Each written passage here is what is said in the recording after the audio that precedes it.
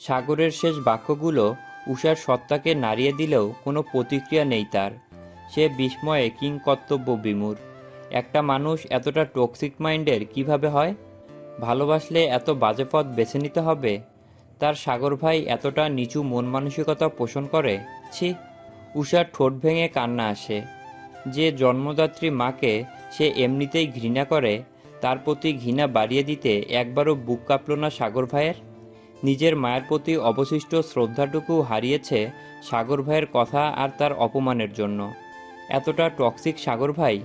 এটা কেমন ভালোবাসা তার সাগর ভাইয়ের?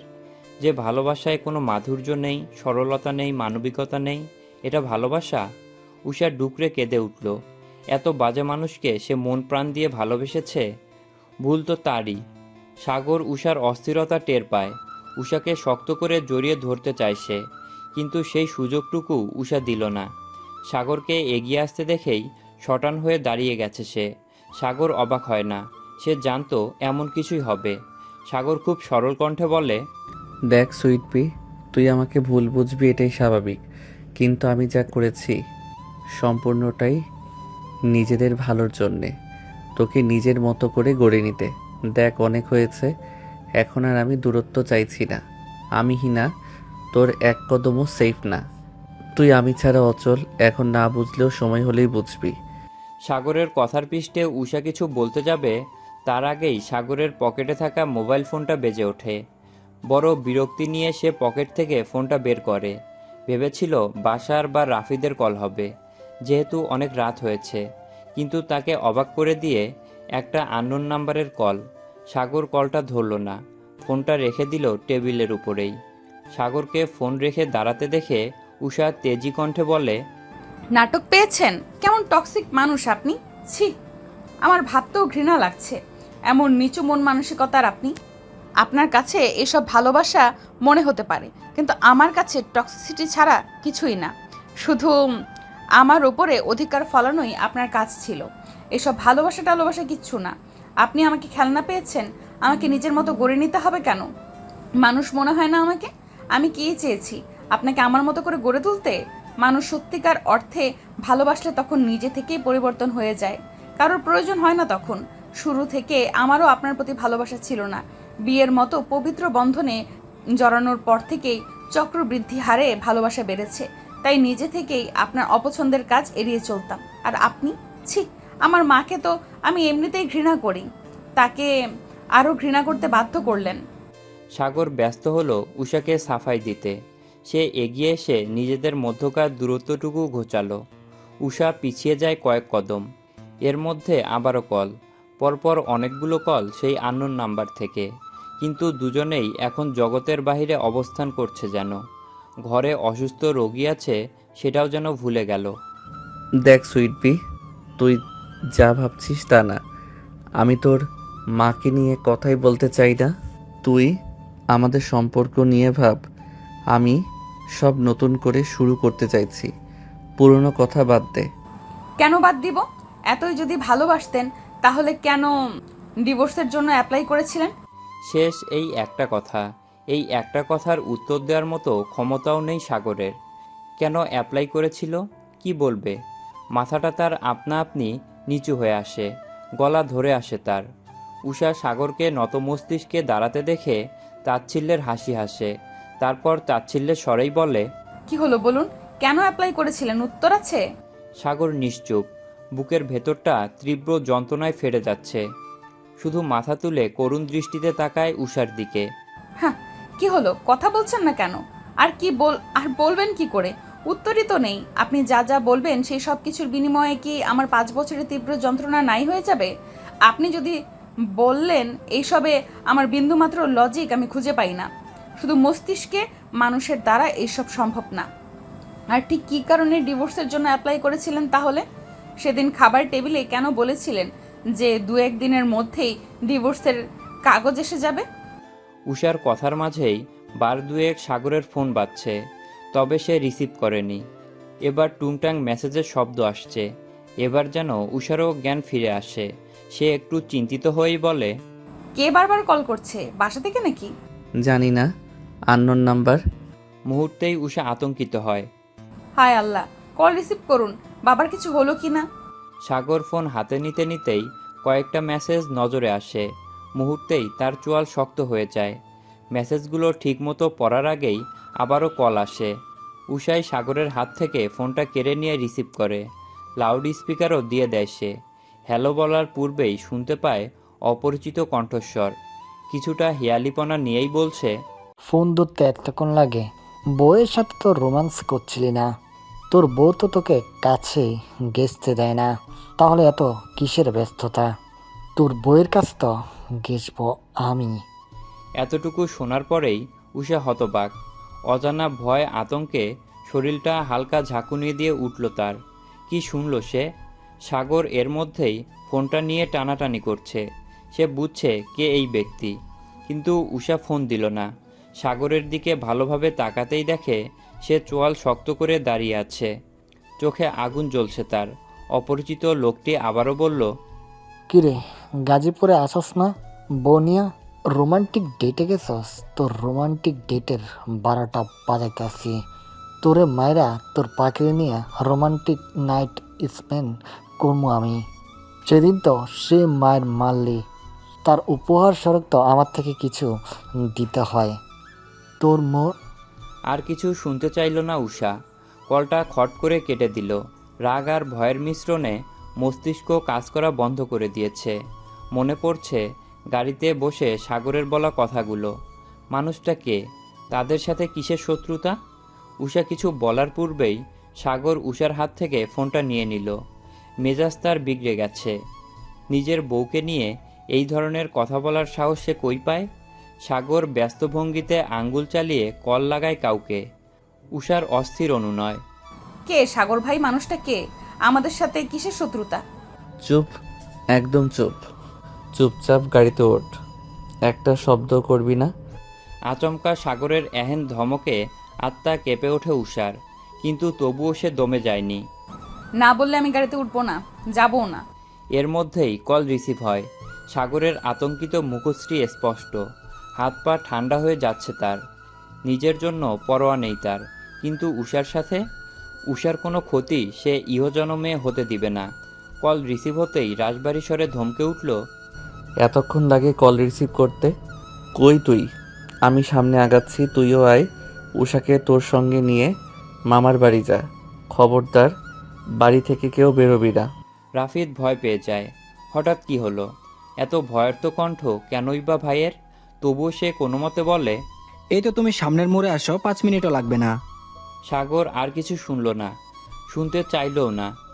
কল কেটে দিল সে। উষা এবার পাগল হয়ে যাবে প্রায়। কি হচ্ছে কিছুই মাথায় ঢুকছে না। সাগর এক প্রকার টেনে হিঁচড়ে তাকে নিয়ে সামনে এগোতে লাগলো। উফ, সমস্যাটা কি সাগর ভাই? এমন করার কোনো রিজন আমি দেখছি না। সাগর উত্তর দেয় না। গাড়ির কাছে পৌঁছে এক প্রকার ধাক্কা দিয়েই ছিটে ফেলে দেয় উষাকে। উষার এত আহাজারি অনুরোধ কিছুই কানে গেল না। দেখা গেল মিনিট 5 মধ্যে রাফিদের গাড়ির সামনে এসে থামলো সাগরের গাড়িটা। সাদাফ আর রাফিদ চিন্তিত মুখশ্রীতে বাহিরে দাঁড়িয়েছিল। সাগর গাড়ি থেকে নেমে উষাকেও নামায়। হাত ধরে টেনে নিয়ে যায় রাফিদের গাড়ির সামনে। তুই তুই এখানে হলে আরিশা কোথায়? আরিশা নানুর বাসা আছে। রাজদীপ ভাইকে একা সাথে ইচ্ছে করলো না। কি হয়েছে ভাইয়া, এত চিন্তিত কেন তুমি? Anything wrong? এখন কথা বলার সময় নেই রাফিদ। সাদাব, রাফিদ শোন, উষাকে সঙ্গে নিয়ে নানা বাড়িতেই যা। আরিশাকে আর ওকে নিয়ে সেখানে থাকবি আজ। কাল ঢাকায় পৌঁছাবি বা আমি আসবো নিতে। আমি এখন রিসর্টে যাচ্ছি। রাফিদ সম্মতিস্বরূপ মাথা দুলাতেই সাগর ঠেলে ভিতরে বসায় উষাকে। উষা ঘোর আপত্তি জানিয়ে বলে, সাগর ভাইকে একা ছেড়ো না তোমরা। কে যেন কে। একদম চুপ, ঠাটিয়ে দিব একটা গালে। বেশি কথা বললে মেজাজ এমনিতেই বিগড়ে আছে, আর খারাপ করিস না। কি হলো, তোরা দাঁড়িয়ে আছিস কেন? গাড়িতে বস, স্টার্ট কর। মিনিটের মধ্যে জায়গা ত্যাগ কর। খবরদার আমার পিছু নিবি না, খুব খারাপ হয়ে যাবে। রাফিদ আর সাদাব তাই করল। রাফিদের গাড়িটা ছোটনদের বাড়ির রাস্তা ধরেছে দেখেই যেন বুকটা শান্ত হয়ে গেল তার। চোখ বন্ধ করে হাত দুটি মুষ্টিবদ্ধ করে দাঁড়ালো। সেম চোয়াল শক্ত তার। রাগে কটমট করছে সে। এবার হয় এসপার নয় ওসপার। সব ঝামেলা তার পেছনেই কেন পড়ে? সবচেয়ে বড় ঝামেলা কাটিয়ে ওঠার পর এখন তৃপ্তিশান আঠার মতো লেগে আছে তার পিছে। দুনিয়ার সব মানুষের তার সাথেই কেন শত্রুতা? সাগরের গাড়িটা গ্রামের সাইড পেরিয়ে এবার মেইন রোডে উঠেছে। গাজীপুর সদরে পৌঁছাতে তার আরও ঘন্টাখানিক সময় লাগবে। যদি ফুল স্পিডে যায় তবে খুব শীঘ্রই পৌঁছে যাবে। অন্যদিকে উষা রাফিদকে সব বলে দেয়। উষার রিকোয়েস্টেই রাফিদ কল লাগায় গালিবকে। দ্বিতীয়বারের মতো রিং হতেই কল রিসিভ করলো গালিব। হ্যাঁ রাফিদ, বল, সব ঠিকঠাক? কিচ্ছু ঠিক নেই ভাইয়া। ভাইয়া আর উষা নির্ধারিত স্থানে ছিল। ঘন্টাখানেক পেরোতেই ভাইয়া কল দিয়ে উষাকে সাথে নিতে বলে এবং আমরা নেইও, কারণ যাতে চাইলে ভাইয়া কিছু বলে না আমাদের। কিন্তু উষা এখন সব বলেছে, এবার আমাদেরও চিন্তা হচ্ছে। কি কথা, কি হয়েছে, খুলে বল। গালিবের পাশেই চিন্তিত মুখশ্রীতে নেহাল দাঁড়ানো। ওয়াশরুমেই ছিল সে। নিজের ফোন চেক করে দেখল গালিবের আগে তাকেই কল করা হয়েছিল। রাফিদ সব খুলে বলে গালিবকে। এদিকে গালিব আর নেহাল যেন আন্দাজ করতে পারে সবটা শুনে গালিব হতাশার দৃষ্টিতে তাকায় নেহালের দিকে, যেন দৃষ্টি বুঝিয়ে দিচ্ছে এই ছেলেটা কি কখনো সুখ পাবে না, বিপদ কেন পিছু ছাড়ে না তার। গালিব আর নেহাল বাসায় কাজের কথা বলে বেরিয়ে পড়ে গাজীপুরের উদ্দেশ্যে। ঝড়ের বেগে চলে গালিবের গাড়িখানা। রাস্তা ফাঁকাই আছে। গালিব আর নেহাল নিশ্চিত সাগর উষাকে পুরো সত্যি কথাগুলো বলেনি। ওরা বুঝে পায় না কেন বিষয়টাকে এত জটিল করা হচ্ছে। সব বলে দিলেই উষার রিকোয়েস্ট করার মতো কিছুই থাকবে না। তবুও এত বাড়াবাড়ি করার মানে কি? রাস্তা ফাঁকা বলে ফুল স্পিডে চলছে সাগরের গাড়িটি। কিছু দূর পেরোতেই গাড়ির হেডলাইটের আলোয় দুইটা গাড়ি এবং একটা ট্রাক নজরে আসে তার। রাস্তাটা চাপা, দুই সাইডে নদী, আর একটু সামনেই বিশাল বড় ব্রিজ। এই ব্রিজ পার হতে পারলেই গাজীপুর সদরে পৌঁছাতে 10 থেকে 15 মিনিট সময় লাগবে। কিন্তু সামনের দুটো গাড়ি যে অবস্থায় আছে, অ্যাক্সিডেন্ট নিশ্চিত। আবার পেছনের ট্রাক। সাগর তবুও গাড়ি থামায় না। থামালেই বা কি হবে? দুইটা গাড়ি একসাথে পাশাপাশি আসছে। বোঝাই যাচ্ছে সব পরিকল্পিতভাবে করা। সাগর চট করে ফোনটা হাতে নিয়ে নেয়। ফোনের লোকেশনটা অন করে দেয় দ্রুত। জীবন মৃত্যুর মালিক আল্লাহ। সাগরের অবস্থান থেকে সামনের ব্রিজ দৃশ্যমান। তবে আশ্চর্যের ব্যাপার হলো ব্রিজের কাছেই গাড়ি দুটো থেমে যায়। সামনের গাড়ি দুটো দাঁড়িয়ে আছে দেখে সে নিজেও আর একটু এগিয়ে গাড়িটা থামিয়ে নেয়। সে বুঝতে পারছে এসব তৃপ্তিশানের কাজ। উষা গ্যান্ডারিয়া আছে এটা সাগর প্রথম দিন থেকেই জানতো। আর তৃপ্তিশান যে ওর উপর আর উষার উপরে নজর রাখছে তাও জানে। তাই লোক দিয়েই আর নাফিসকে দিয়েই নজর রাখছে উষার উপরে। তবুও নিজে আসেনি, কারণ সে এদিকটায় এলেই তৃপ্তিশান উষার গন্তব্য জেনে যাবে। উষা বাড়ি ছাড়ার আগের দিনই সাগর বেধড়ক পিটিয়েছিল এই ছেলেকে। শিক্ষা হয়নি তার। তারপরেও সাগর যখন উষাদের বাসায় আসে সেই খবরও পেয়ে যায় এই ছেলে। ক্ষতি তো কিছু করতেই পারেনি, তবে উষার পিছু না ছাড়ার জন্যেই সেদিন পিটিয়েছিল। গন্ডারের চামড়া বলেই লজ্জা শরম গায়ে মাখে না। তৃপ্তিশান বেরিয়ে এসে দাঁড়ালো গাড়ির সামনে। সে জানে সাগরের সাথে একা পারবে না, তাই সাথে 7-8 জন ছেলেপেলে ভাড়া করে এনেছে। এদের কাছে আবার লাইসেন্সধারী বন্দুকও আছে। তৃপ্তিশান ভাবে এই ছেলের এত তেজ আর এত শক্তি, সে একাই 100। কি থাপ্পড়টাই না সেদিন দিয়েছিল। ভাবতে ভাবতে বাম গালে হাত বুলায় সে। সাগর তৃপ্তিশানের সেই চাহনি আর গালে হাত বুলানো দেখে বাঁকা হাসে। চিটবেল খুলতে খুলতে বলে, শেমলেস ম্যান, নিজের মুরদ নাই, সঙ্গে করে আবার দলবল ভাড়া করে এনেছে। হ্যাঁ। সাগর নিজেও গাড়ির সামনে এসে দাঁড়ায়। কিছু বলতে যাবে তার পূর্বেই তৃপ্তিশান বলে, এগিরে বোরে কোথায় রেখে আসলি? গাড়ি তো দেখতে পাচ্ছি না। শেষ ওকে আমি ওর ভাইয়ের সাথে দেখেছিলাম, যদিও তুই পিছনের গাড়িতে ছিলি। হ্যাঁ, না চাইতেও অনেক কিছু দেখে ফেলেছিস। এবার তোর দেখা দেখি বন্ধ করতে হবে। চোখটা আরও আগেই উপড়ে ফেলা দরকার ছিল।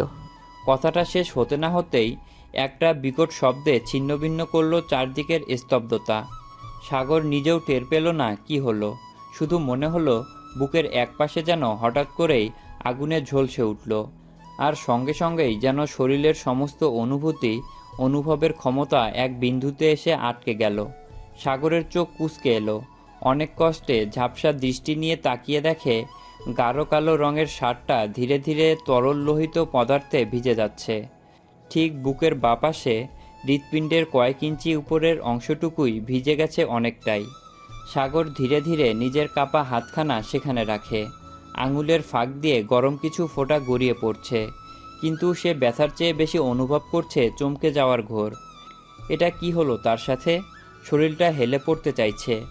মনে হচ্ছে কেউ যেন শরীরের ভিতরে ঢুকিয়ে দিয়েছে গলিত ধাতব কোনো যন্ত্রণা। এক পা পেছনে সরিয়ে হোঁচটকায় সাগর। দৃষ্টি তো সেই কখন ঝাপসা হয়ে এসেছে। চারদিকের শব্দগুলো দূরে সরে যাচ্ছে। শুধু বুকের ভেতরে এক অদৃশ্য খনিতে বিস্ফোরণ হচ্ছে বারবার। ধূপ ধূপ ধূপ শব্দ হচ্ছে। সাগরের মনে হচ্ছে নিজের হৃদস্পন্দনও এখন তাকে ভয় ধরিয়ে দিচ্ছে।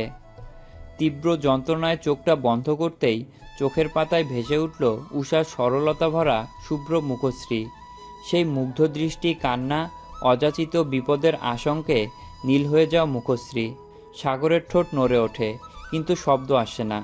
কি যেন বিড়বিড় করছে সে। তারপর আচমকায় বিস্ময় নিয়ে চোখ খুলে। এভাবে, এত সহজে কিভাবে কি হয়ে গেল তার সাথে? সাগর আরেকবার চোখ তুলে তাকায় তৃপ্তিশানের দিকে। তার নিজের শরীরই যেন তার পায়ের নিচ থেকে সরে যেতে চাচ্ছে। ক্লান্ত দৃষ্টি নিয়ে দেখে তৃপ্তিশানের পাশে বন্দুকধারী লোকটাকে। সাগর তীব্র যন্ত্রণায় এক সোজা থেকে এক পাশে ঘুরে দাঁড়ায়।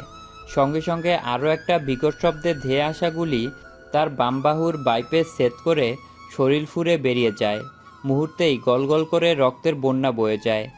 সাগর প্রথম গুলিতেই দুর্বল হয়ে পড়েছে, এটা বুঝতে পেরেই তৃপ্তিশান রড হাতে এগিয়ে এসেছিল। সাগর হেলে দুলে দাঁড়িয়ে আছে।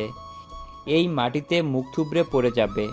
দাঁড়িয়ে থাকার এতটুকু শক্তিও তার নেই। তৃপ্তিশান দেরি করল না।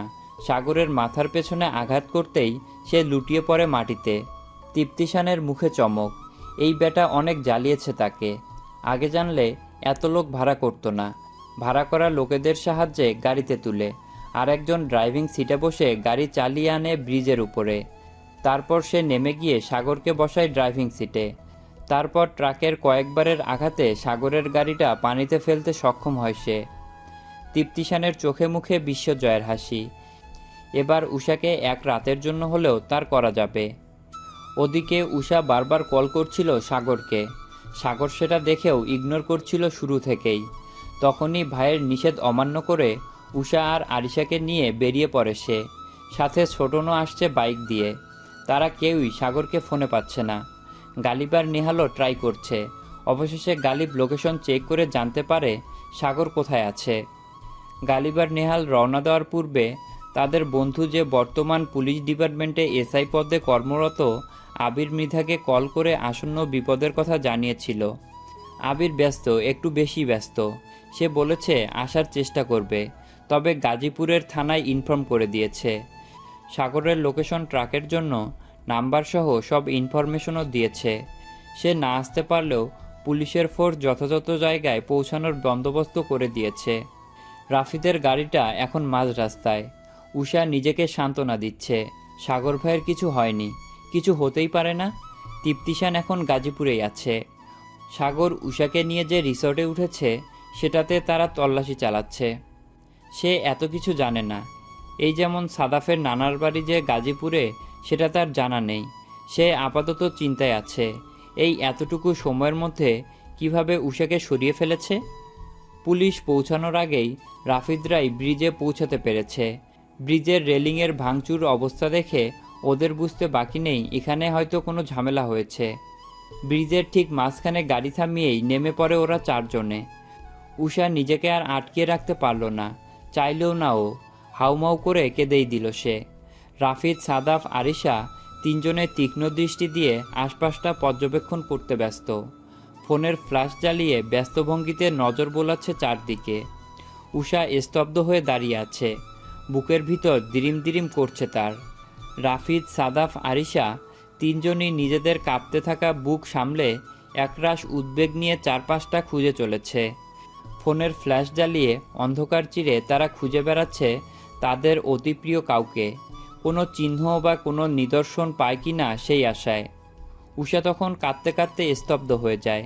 শুধু বুকের ভেতর একটাই অজানা ভয়, একটা দুঃস্বপ্নের মতো অনুভূতি। বুকের বাপাসটা তার দিরিম দিরিম শব্দে অনবরত কেঁপেই যাচ্ছে। আরিশা বুদ্ধি খাটিয়ে ব্রিজের নিচে নদীর দিকে ফোনের ফ্ল্যাশ ধরতেই চিৎকার করে উঠল। যেহেতু নদীটার গভীরতাও খুব একটা বেশি না, আর বর্ষাকালও না, বৃষ্টির ছিটেফোঁটাও নাই, তাই পানিও কম। সাগরের গাড়িটি কাদায় ডুবে গেছে। গলা ফেটে যায় তার চিৎকারে। কান্না মিশ্রিত গলায় কোনো মতে আওড়ায়,